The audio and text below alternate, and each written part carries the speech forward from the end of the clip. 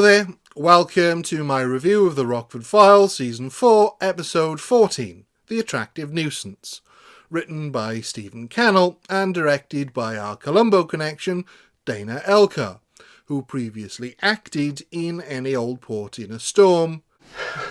Adrian, I am delighted. And has appeared in an earlier Rockford.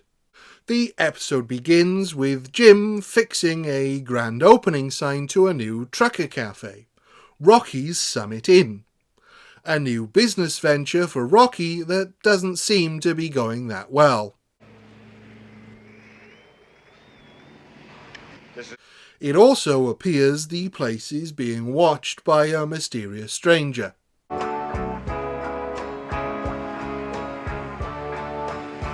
That evening, Jim is enjoying a drink opposite his trailer, and lifeguard Skip is up to his old tricks, when there's a commotion outside.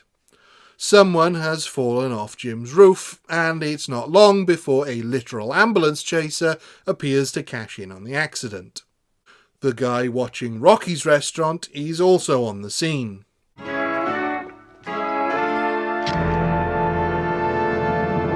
After all the excitement, things have quietened down by the next morning, but before Jim can check on the guy, he's intercepted by Beth, who tells him to keep his mouth shut, as apparently he's liable for someone climbing on his roof to look through his telescope and then falling off.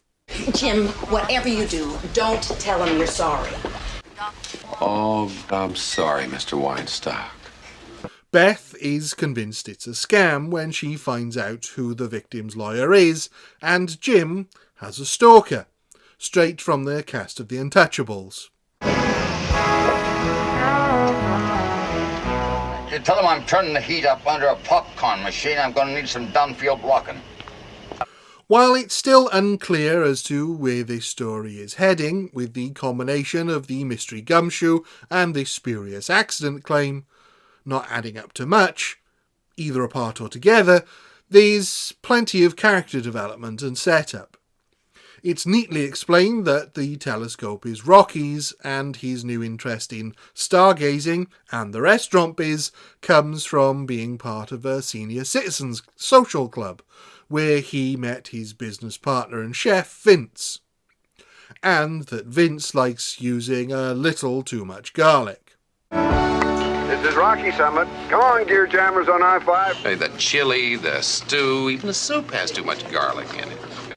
It's perhaps a little too slow to get started, focusing mostly on things that appear unimportant and definitely feels more focused on character comedy, as we discover that Vince also uses garlic in his soup and even adds cloves to the salt cellars.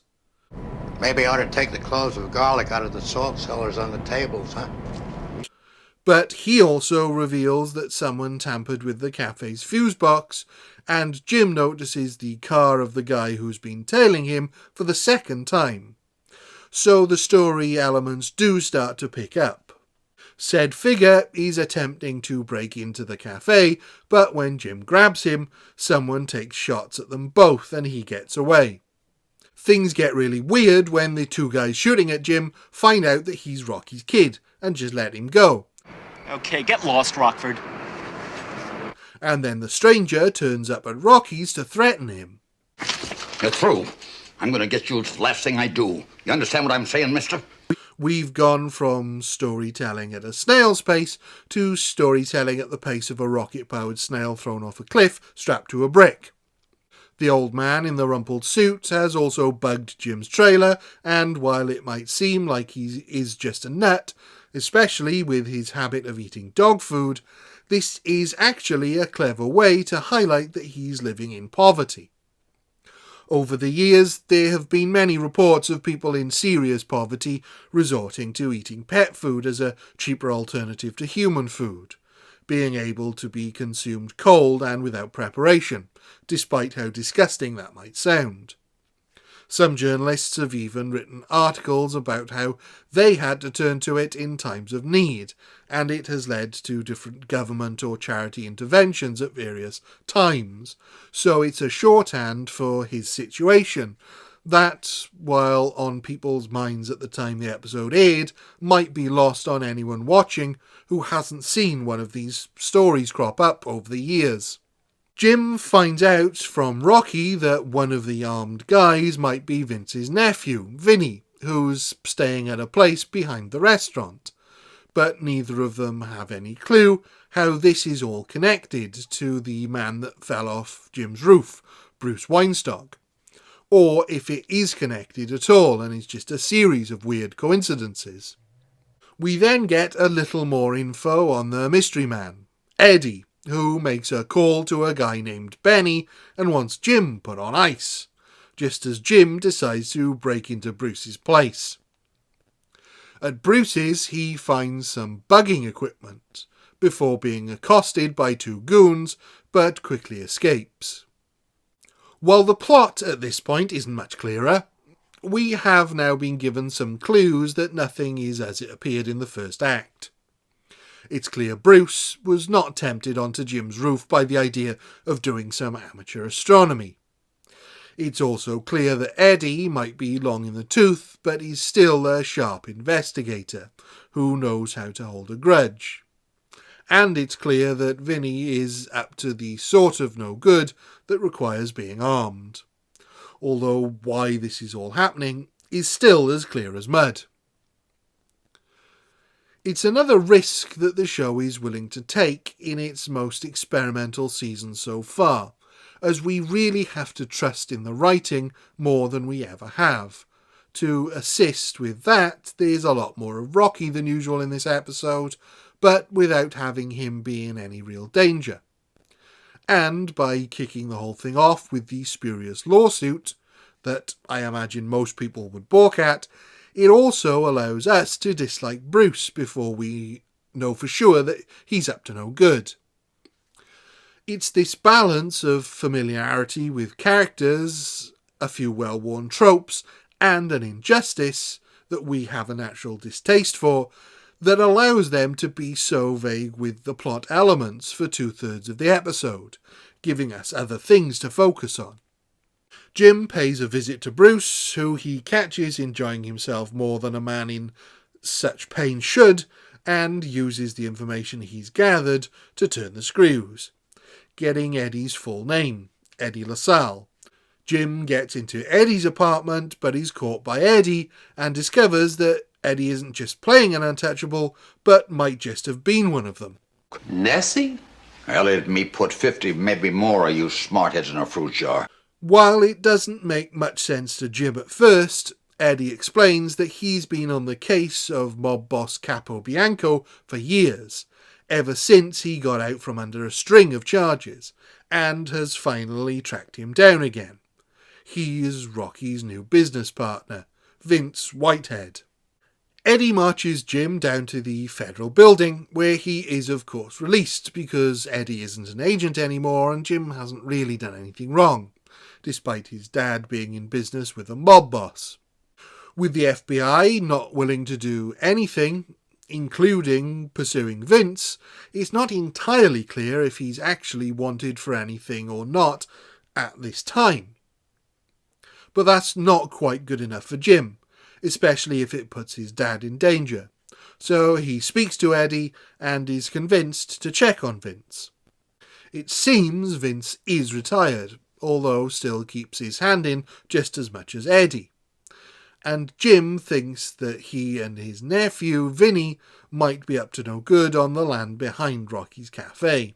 It appears Jim's hunch is correct, and the Vinnies are using the land behind the restaurant as a car theft ring.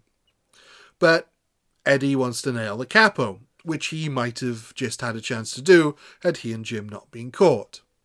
Thankfully, this time it's Rocky's turn to rescue Jim, as he gets a feeling something is up and calls in the cops.